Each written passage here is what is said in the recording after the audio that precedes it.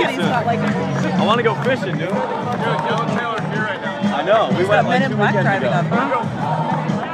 Yeah, hit me up, Brian up, dude. Let's go out. I just got my fishing license. Like, in 2 weeks or so, I'm going out hard.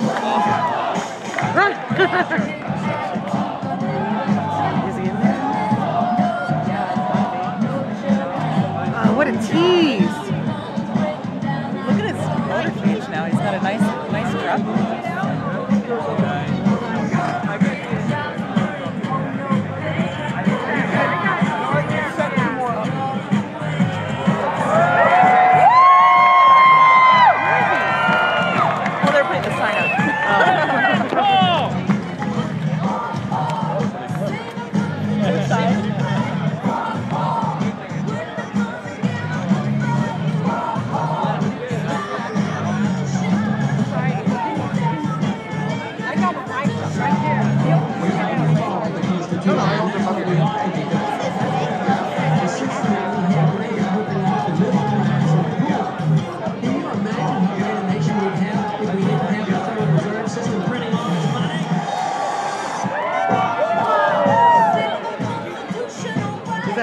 The window's going down. Look, look, look. He's teasing. He's teasing. I see the top of his head. What's the camera? Yeah, he's teasing. You can see his hair.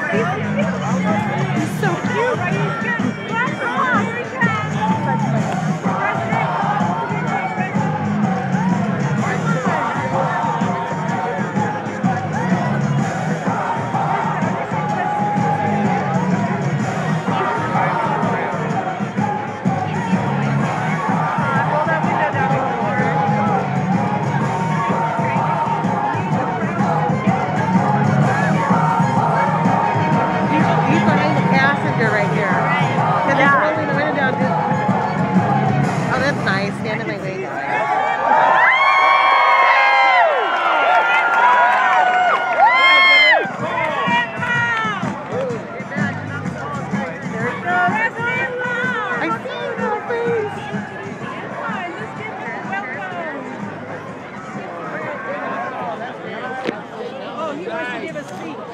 Hello, my name is Paul Goodrich. I am a principal member of the youth for Ron Paul's.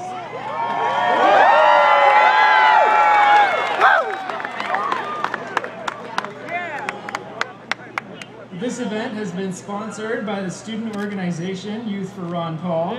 We have invited Dr. Ron Paul to the campus. Our campus is dedicated to the pursuit and dissemination of ideas. It supports the open expression. You know?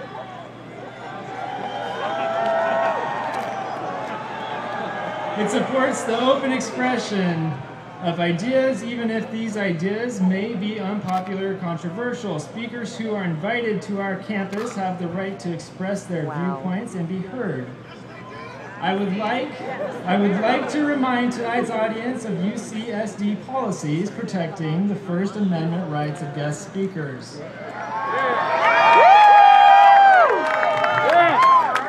During tonight's program, audience members are expected to refrain from interrupting the speaker.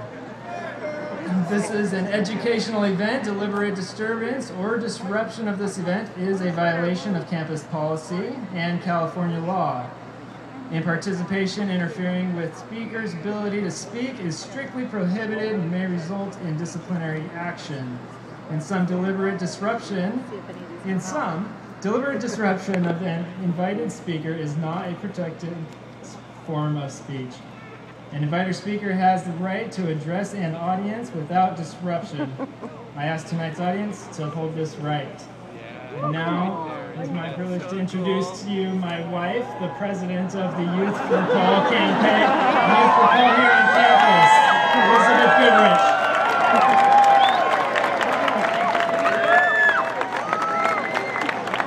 And the band! You're all a little disappointed it's me, aren't you? All right, well, I'd just like to Goodrich, and I'm president of San Diego's Youth for Ron Paul. Before I begin, I would just like to remind you all that California does not have an open presidential primary, and so if you're planning on voting for Ron Paul on June 5th, do not forget to get your Republican registration done tonight. There are lots of volunteers here ready to get you registered and ready to go. Tonight, I have the honor of introducing to you one of those rare breeds in history, a man known for his commitment and passion to liberty and prosperity.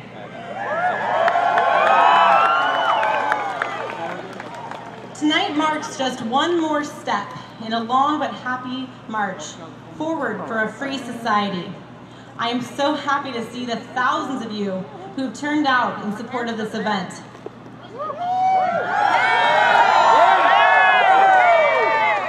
We are a young, tireless generation, and it is only the bold, sure words of this man that have made sense in a decade of unconstitutional wars and government encroachment upon our freedoms without any regard for our natural rights.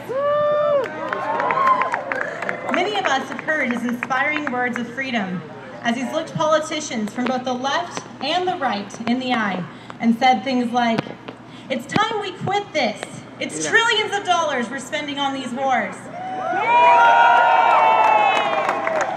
For many of us, for the youth of which I am a part, this election, this meeting tonight, represents not the finish line, but the starting line.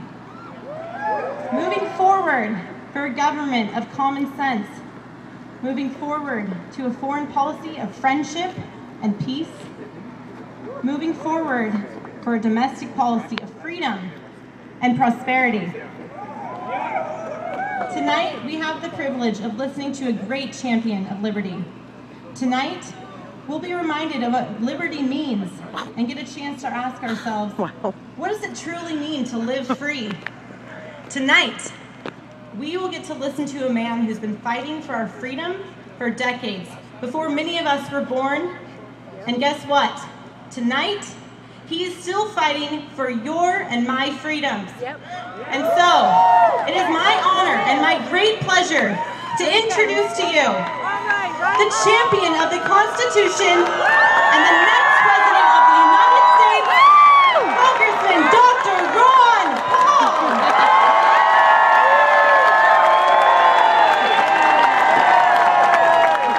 Look how cute he is.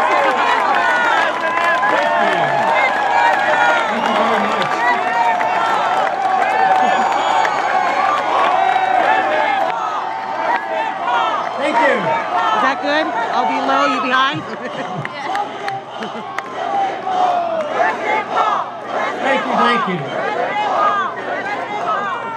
Thank you very much for that very nice welcome.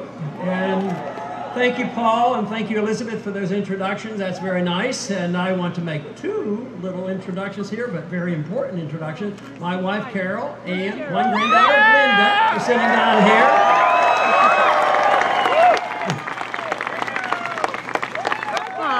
She's so cute.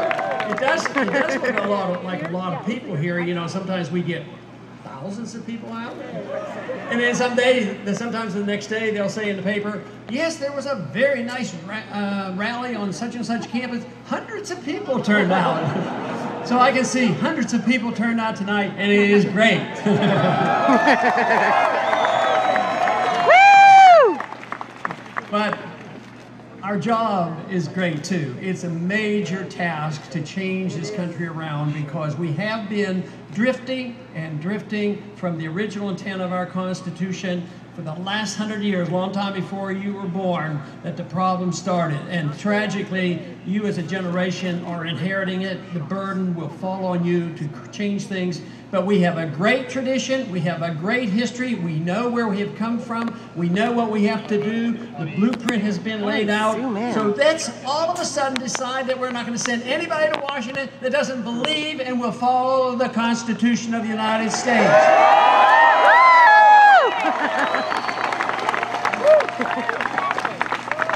You know, in the announcements, that Paul gave, he indicated that the First Amendment is very, very important to your campus, and obviously that is the case. Without the First Amendment, it is very difficult for us to get our message out. But I want to make sure the First Amendment is protected on the internet as well. Nice. Every once in a while there'll be a court case and there will be some controversial language involved, and the courts are supposed to decide, is it constitutional to say these controversial things? Well, let me tell you, the First Amendment wasn't written so you can talk about the weather. It was written so we can talk about controversial things and even challenge our own government.